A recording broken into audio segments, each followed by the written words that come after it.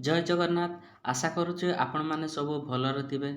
तो आज आउ गोटे वीडियो नेकी आसी जाइछि जहाँकि आपण मानकर एप्रिल मासरे बहुत गुड़ाए जॉब आसी जाइछि नुआरे एवं आगर जो मार्च मासरे चलीथिला ताहार एबे मध्य आवेदन चलीछि। तो चलतु जानि नेबा आपण मानकर एप्रिल मासरे आपण टोटल केतोटी वैकेंसी रहिछि जहाँकि गवर्नमेंट किंबा नॉन गवर्नमेंट तरफरु ताहार डिटेल्स देखि नेबा। तो आपण मानकर से मध्यरु टॉप 20 गवर्नमेंट जॉब नेकी आछि आपण मानक पय।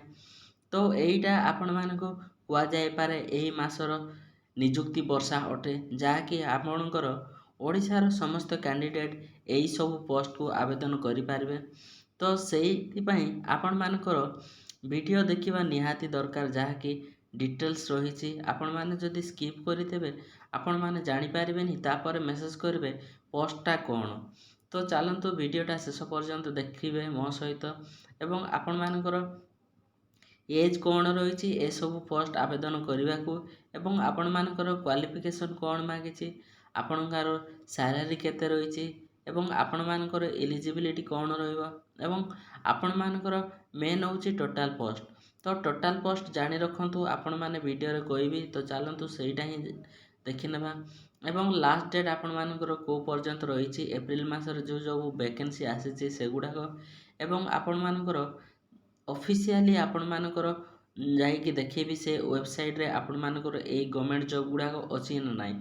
तो चलतु वीडियो डेरी न कर स्टार्ट करबा पूर्व जदि चैनल रे आपण माने नुआ अछन ताले चैनल टी सब्सक्राइब करंतु एवं लाइक शेयर कमेंट करबा को जम्मार भूलिबेनी। तो चलतु प्रथमे OSSC तरफरु आसी जो गवर्नमेंट जॉब गुड़ाक से गुड़ाक देखि नेबा। तो प्रथमे रही OSSC तरफरु आसी आपण मानकर। तो ये होची OSSC वेबसाइट रो ऑफिशियल वेबसाइट। तो तले आपण स्क्रॉल करिवे तो देखि पारतेबे एटी आपण मानकर 30 तारिख रे रिक्रूटमेंट रहिछि एवं दुईटा रिक्रूटमेंट बाहर छि आपण मानकर 30 तारिख रे एवं ए सब रो डिटेल्स आपण मान कोठी पाई परिबे।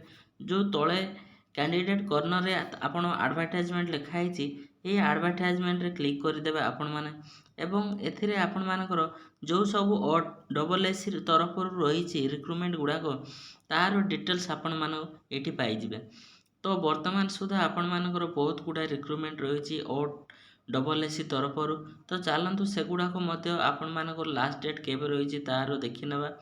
तो एईटा आपण मानकर जो लास्ट डेट रही छि एबे आरंभ होइछि। तो ए जाय आपण मानकर लास्ट डेट आसीनी। तो आपण माने ए सब ए मासरे आवेदन करि पारिबे। लास्ट डेट आपण मानकर मे मास रही। तो आपण माने मे मास पर्यंत ए सब पोस्ट बाहरी से सब आपण माने आवेदन करि पारिबे। तो यार जो नोटिफिकेशन मध्य आपण माने पीडीएफ करी देखि पारिबे एवं यार डिटेल्स वीडियो आपण मानकर डिस्क्रिप्शन ले लिंक मिल जिवो। तो जाई कि आपण माने सेठी चेकआउट करिवे नचेत आम चैनल माध्यम रे आपण माने पूरा वीडियोटा जो रही छि प्लेलिस्ट सेक्शन रे जाई आपण माने ए सब रो डिटेल्स देखि पारिबे। तो चलतु आउ गोटे रही छि एई सब वैकेंसी मानकर आपण मानकर एज केते रही छि। तो एईटा आपण माने 18 रु 38 वर्ष मध्य थिले एई सब वैकेंसीटा आपण माने आवेदन करि पारिबे। तो एयार ऑफिशियली नोटिफिकेशन मध्य आसी जाइछि आपण माने टेलीग्राम लिंक रे जॉइन हे जांतु। यार डिटेल्स पीडीएफ मध्य रही छि आपण माने सेही जाई पाई पारिबे। तो नेक्स्ट रही छि आपण मानकर एबे वर्तमान सुधा जो रिक्रूटमेंट ऑनलाइन चली छि ता मध्य देखिना। तो ए होची आपण मानकर ऑनगोइंग रिक्रूटमेंट OSSC रो। तो ट्रैफिक कांस्टेबल पय आपण मानकर 27/4/2024 जाय लास्ट डेट अछि बा ऑनलाइन रजिस्ट्रेशन पय एवं ऑनलाइन आवेदन 30 लास्ट डेट रही छि। तो एसए पय आपण मानकर सिस्टम असिस्टेंट पय आपण मानकर 2/4/2024 पर्यंत लास्ट डेट रही छि एवं आउ गुड़े अनेक गुड़ाए वैकेंसी रही तार डिटेल्स आपण माने नोटिफिकेशन डाउनलोड कर देखि पारिबे नचेत आम टेलीग्राम लिंक रे जॉइन जातु डिस्क्रिप्शन बॉक्स रे रही। तो सेइटु आपण माने डिटेल्स जानि नेबे। तापर रही आपण मानकर OSSC सरला SSSC रे जिबा। तो OSSC आपण मानकर Odisha subordinate staff selection commission तरफरु आपण मानकर गोटे जो रही ଆପଣମାନଙ୍କର SC/ST ଡେଭଲପମେଣ୍ଟ ତରଫରୁ MBCW ଡିପାର୍ଟମେଣ୍ଟ ତରଫରୁ ଗୋଟେ ନୋଟିସ୍ ଆସିଛି, ଯାହାକି 2629ଟି ଭ୍ୟାକେନ୍ସିଟା ଆପଣମାନଙ୍କର ଆସିବାକୁ ଯାଉଛି। ତ ସେହାର ନୋଟିଫିକେସନ୍ ଆପଣ ଯେଉଁ 30 ମାର୍କ ଏଠି ଲେଖା ହେଇଛି ଆପଣଙ୍କର ଏଇ ନୋଟିଫିକେସନ୍ଟା ରହିଛି, ଆପଣ ଯାଇ ଏହାର ଡିଟେଲ୍ସ ଦେଖିନେବେ। ଯଦି ଏହାର ଡିଟେଲ୍ସ ଜାଣିବାକୁ ଚାହୁଁଛନ୍ତି ଡେସ୍କ୍ରିପସନ୍ ବକ୍ସରେ ଲିଙ୍କ୍ ରହିଛି, ଆପଣମାନେ ଯାଇକି ଚେକ୍ଆଉଟ୍ କରିବେ। ଓଡ଼ିଶା ପବ୍ଲିକ୍ ସର୍ଭିସ୍ କମିଶନ ତରଫରୁ ମଧ୍ୟ ଆପଣମାନଙ୍କର ଜବ୍ ରିକ୍ରୁଟମେଣ୍ଟ ଆସିଛି। ତ ଏଥିରେ ଆପଣମାନେ ପ୍ରଥମେ କ୍ୟାଣ୍ଡିଡେଟ୍ କର୍ଣ୍ଣରକୁ ଯିବେ ଏବଂ ଆଡ଼ଭାର୍ଟାଇଜମେଣ୍ଟରେ କ୍ଲିକ୍ କରିବେ।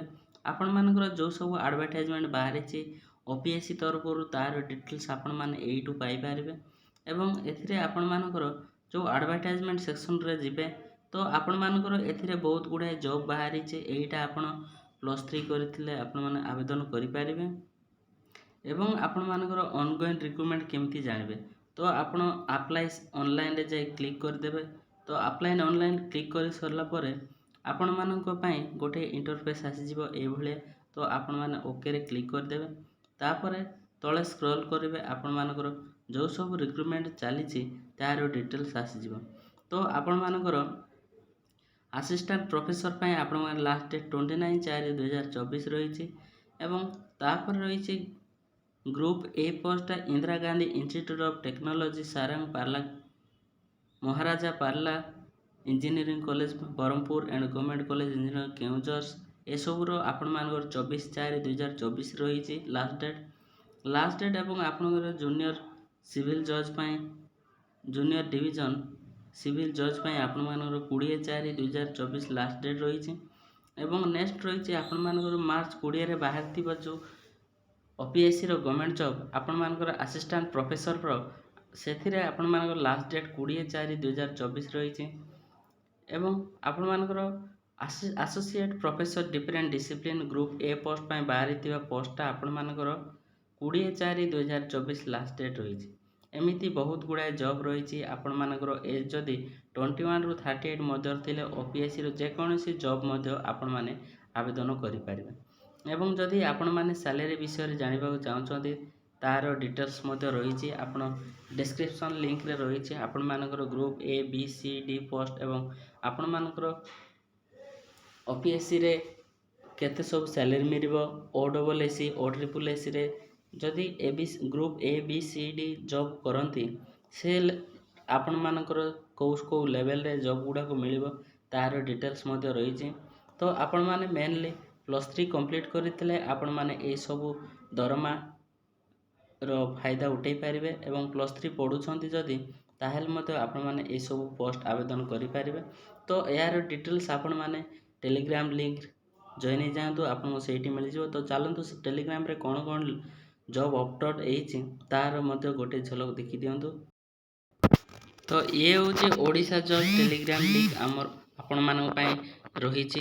ତ ଏଥିରେ ଆଜି ବହୁତ ଗୁଡ଼ାଏ ଜବ୍ ଅପଲୋଡ଼ କରିଦେଇଛି ଏବଂ ଆଗକୁ ମଧ୍ୟ ବହୁତ ଗୁଡ଼ାଏ ଜବ୍ ଅପଲୋଡ଼ ହେଇକି ରହିଛି। ଆପଣମାନେ ଏହାର ଡିଟେଲ୍ସ ଦେଖିନେବେ।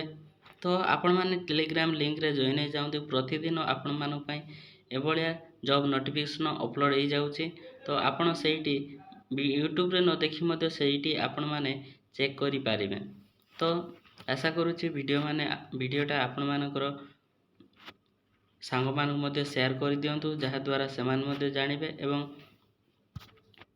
ଟେଲିଗ୍ରାମ ଲିଙ୍କରେ ଜଏନ୍ ହେଇଯାଆନ୍ତୁ।